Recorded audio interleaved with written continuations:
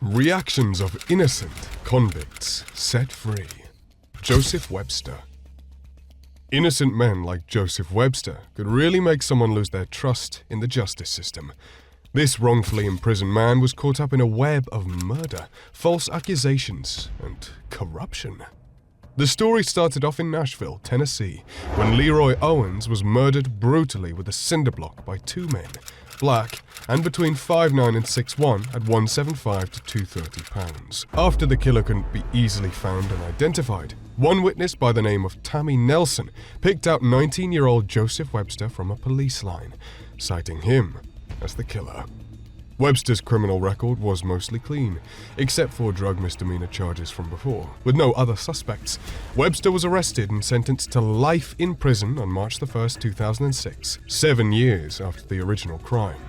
However, Webster was completely in the clear, and he wasn't ready to pretend otherwise. Now fast forward 3 years to 2009, and Tammy Nelson seems to suddenly get a change of mind, saying that she mistook Webster for his brother, Kenneth Neal.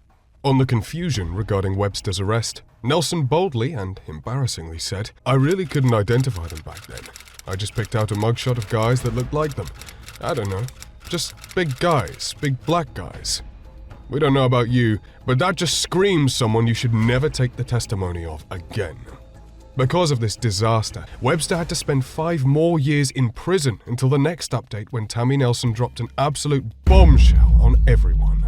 Apparently, she was given a deal by the prosecution to testify against Webster in exchange for a drug court diversion project instead of prison. Talk about judicial corruption and complete lack of conscience. Unfortunately, an appeal wouldn't be approved, and after going back and forth with DNA evidence, Webster was finally cleared of all charges and released in November of 2020.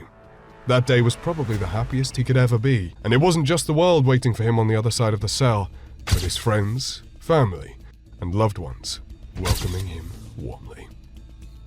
All right, you can step back, Mr. Webster. An innocent convict is sometimes logically the last person who would commit the crime, such as Amanda Knox, whose entire case would make someone say, "Wait, what?" in an extremely confusing plot of murder and scandal that made Donald Trump himself condemn the entire country of Italy.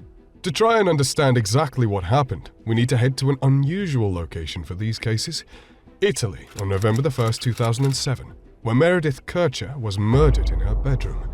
The main suspect? Her roommate, Amanda Knox, Amanda's boyfriend, Rafael Solicito, and Amanda's boss at the bar she worked in, Patrick Lumumba, whom Amanda implicated. All 3 were arrested. Amanda made things way worse for herself when she signed a statement claiming to be at home when Kircher was murdered. It's kind of unlikely for someone to be magically murdered in a house where someone else is staying without them noticing, so Amanda was immediately in the hot seat.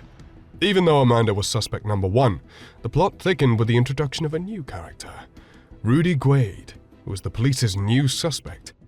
Who was he? Apparently Kircher's lover, or at least someone she was sexually active with. Guade, on the other hand, claimed that Kircher was killed by another man. Oh, and Lumumba was cleared of charges and planned on suing Amanda. But anyway. A year later, the prosecution jumps miles to conclusions and charges Amanda, Guade, and Solicito with murder. One by one, the prosecution gave out the sentences like they were nothing. First, Guade was found guilty and got 30 years, and Amanda and Solicito received 26 and 25 year sentences, despite Amanda testifying to stressful interrogations that led to physical abuse against her. In 2010, Amanda stood trial in tears, saying, "I've been condemned for the crime I did not commit." But the hammer of justice personified in 2 inmates who testified that Guade told them that Amanda was not involved with the murder. And after more back and forth in the case, fast forward to 2013, when the 2 suspects had a retrial, where she asserts her innocence, saying, "I must repeat to you, I'm innocent. I did not rape, I did not steal, I did not kill Meredith."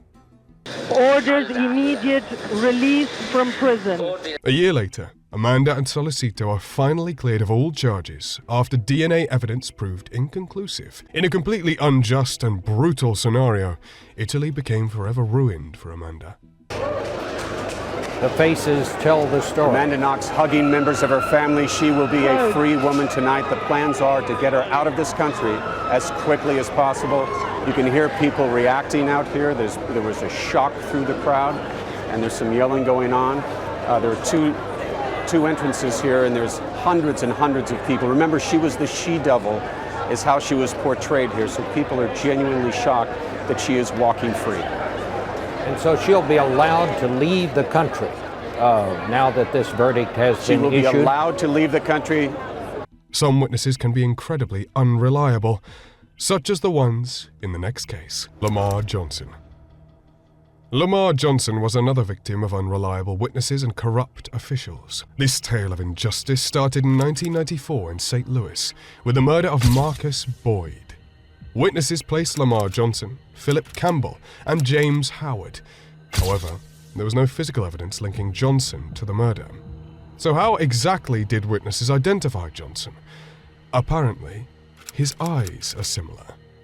Yeah, seriously. An innocent man was condemned to 28 years of prison for someone comparing his eyes. Thankfully, the other two suspects confessed to the crime, and only Johnson remained. It was clear as crystal, especially to Circuit Attorney Kim Gardner, that Johnson was innocent, and they had to fight legal battles for over 2 decades to get him out. That I didn't kill Marcus. I didn't have anybody go kill Marcus. I had no reason whatsoever to kill Marcus. Remember that one confused witness, though? Well, apparently he backtracked and said his testimony shouldn't have been used for the conviction. Well, hindsight is 20/20. This one was way too late. Eventually, though, with a new law by Missouri in 2021, Johnson was exonerated and released 2 years later. Now 49, he'd missed out on his prime years for a crime he'd never committed. The conviction of Lamar Johnson in State v. Lamar Johnson, calls 22-941-37068, is hereby set aside and held for naught. Bailiff?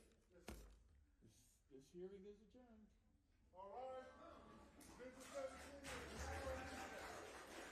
Wrongful imprisonment can break the strongest bonds between people, such as Joyce Watkins and Charlie Dunn, who didn't just have to clear their name of a crime, but from genuine stomach-churning dishonor. Joyce and her boyfriend Charlie weren't just accused of murder, but the murder and rape of a 4-year-old child, Joyce's great niece, Brandy. In 1987, after staying with family for 2 months, Joyce was spending a normal, happy day in Nashville, Tennessee, picking her great niece up when she noticed she was injured. She took her to the hospital, and the results were shocking. Head trauma and vaginal injuries. Absolutely revolting. Brandy tragically died from her injuries, and outdated science, placing the injuries at the time Brandy was with Watkins and Dunn, doomed the couple to life in prison for first-degree murder and aggravated rape. With the frustratingly heinous accusations, they kept their words of innocence the entire time in prison. But another heart-wrenching tragedy happened along the way: Dunn's death from cancer. Not only did he live wrongfully convicted, but he died tragically, locked away from his friends and family. I lost my family, my friends, everything I've worked for, my good paying job, all of my savings. Eventually, the same way science put them in prison, science got them out, when the methodology that placed Brandy's injuries at their house was questioned. After a ruling to be released on parole in 2015, it took until 2021 for another report to vacate the convictions. And at 74, Joyce Watkins was finally released, but unable to reunite with Dunn. And to the family of Charlie Dunn, the charge against Charlie Dunn is dismissed. Thank you. Thank you. The only thing worse than being wrongfully imprisoned is doing it by your own hand. Like Daniel Villegas, who's the only person on our list with a confession, but there's more to it than meets the eye. Villegas was a prime suspect in the murder of 2 men outside a party in 1993. However, unlike normal suspects, the interrogators seemed adamant about having Villegas confess. That the verdict is in proper form. If the defendant will please stand. The seed of corruption started with a suspect by the name of Daniel Rangel. who was threatened by 4 officers to accept the confessions. However, after having already given an alibi to his 16-year-old cousin Daniel Villegas, Rangel said that it was Villegas who shot the 2 men. Villegas was arrested, and just like his cousin, he was also abusively threatened by the authorities with threats like sexual assault and the death penalty until he was forced to sign a confession.